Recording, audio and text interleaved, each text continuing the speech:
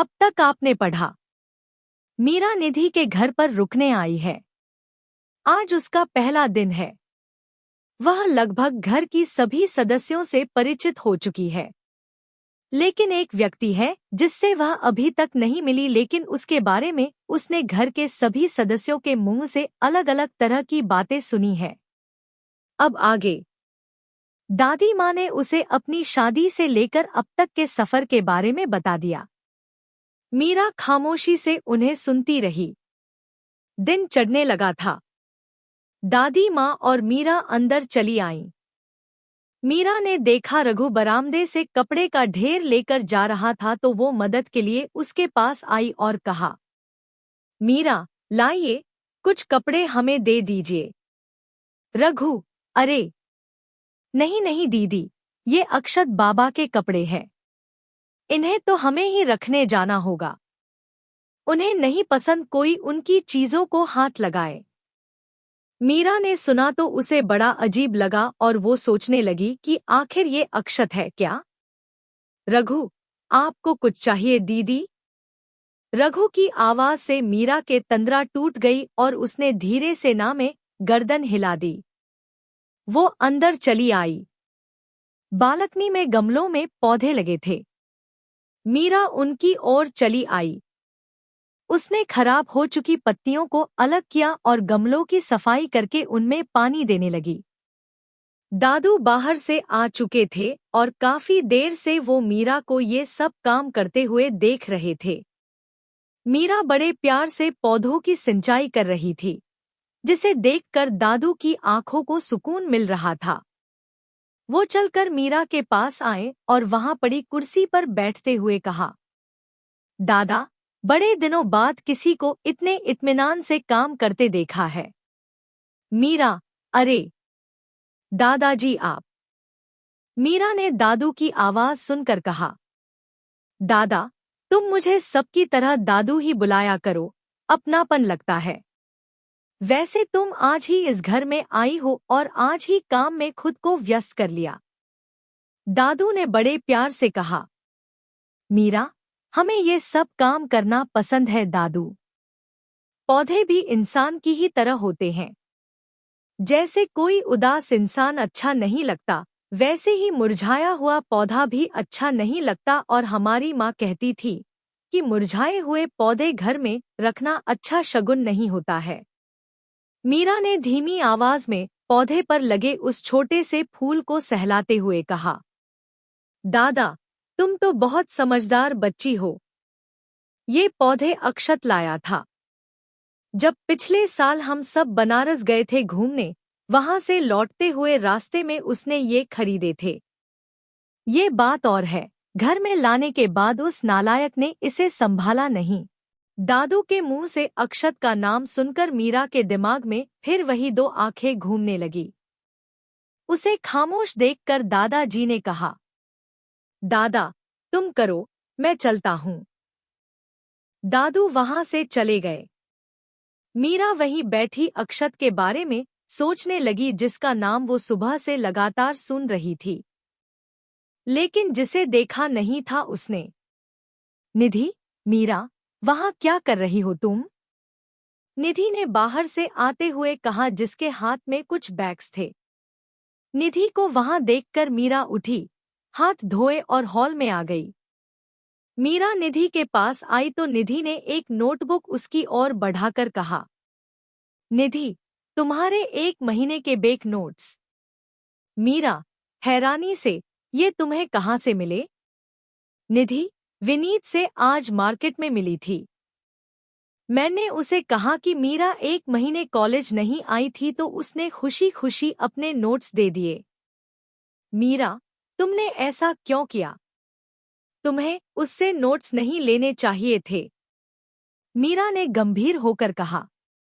Nidhi, oh come on Meera, सब जानते हैं विनीत तुम्हें पसंद करता है और इसलिए उसने तुम्हें अपने नोट्स दिए हैं।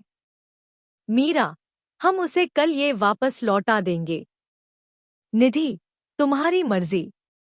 मीरा ने बुक को टेबल पर रखा और निधि के बगल में बैठ गई। निधि ने एक बैग से चॉकलेट का पैकेट निकालते हुए कहा। निधि, खाओगी?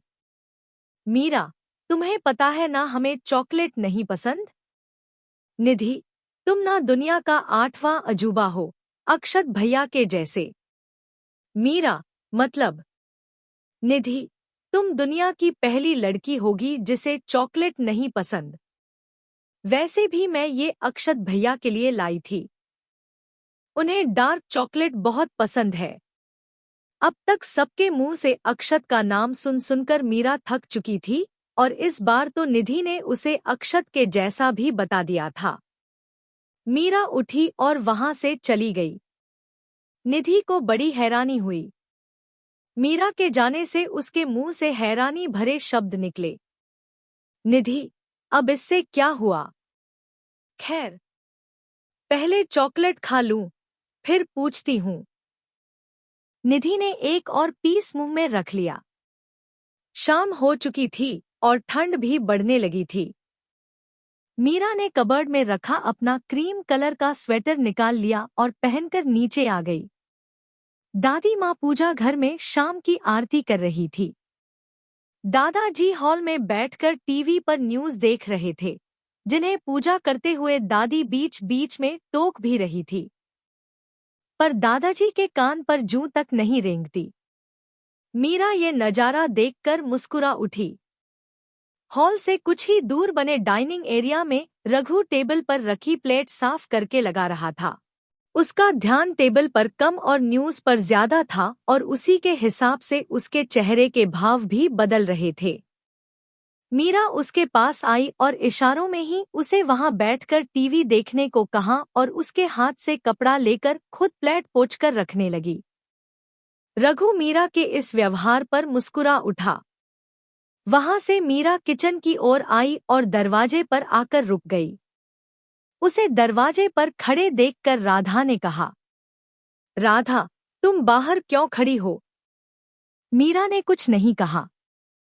शायद वो कहने से हिचकिचा रही थी।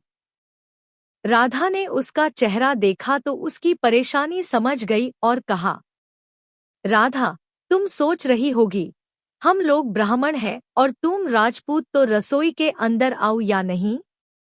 यही बात है ना? मीरा, जी, हम राजपूत जरूर है लेकिन शाकाहारी है।